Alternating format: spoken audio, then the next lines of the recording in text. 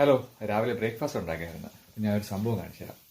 നാട്ടിലെ ഫുഡൊക്കെ മിസ് ചെയ്യുന്ന ആൾക്കാരുണ്ടാവില്ലേ? നമ്മുടെ നാട്ടിൽ തിരുവനന്തപുരത്തൊക്കെ വീശപ്പം, അല്ലെങ്കിൽ ചില സ്ഥലങ്ങളിലൊക്കെ നൂൽപുട്ട് എന്നൊക്കെ പറയുന്ന ഇടിയപ്പം പോലെ ഉള്ള ആ, ഒരു ബ്രേക്ക്ഫാസ്റ്റാണ് രാവിലെ ഞാൻ പ്രിപ്പയർ ചെയ്യുന്നത്.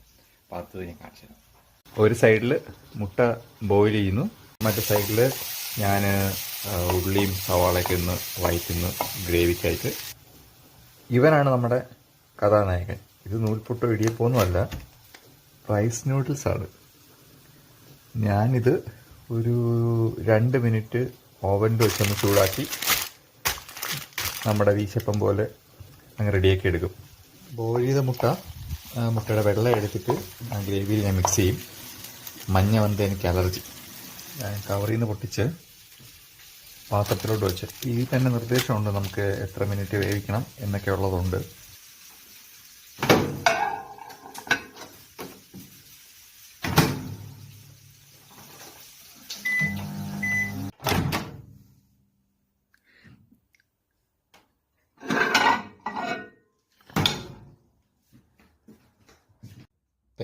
Breakfast ready. ഞാനത് കഴിച്ചുകൊണ്ടിരിക്കുകയാണ്. നല്ല ടേസ്റ്റാണ്, എനിക്കിഷ്ടമാണ് ഈ ടേസ്റ്റ്. ഇതെൻ്റെ ഫ്രണ്ട് വൈശാഖാണ് എനിക്കിത് പറഞ്ഞത്. ഇങ്ങനെ അൽദി എന്നൊരു ഷോപ്പിൽ ഇതുണ്ട്, ഇത് വാങ്ങിച്ച് കഴിക്കാറുണ്ടെന്ന്.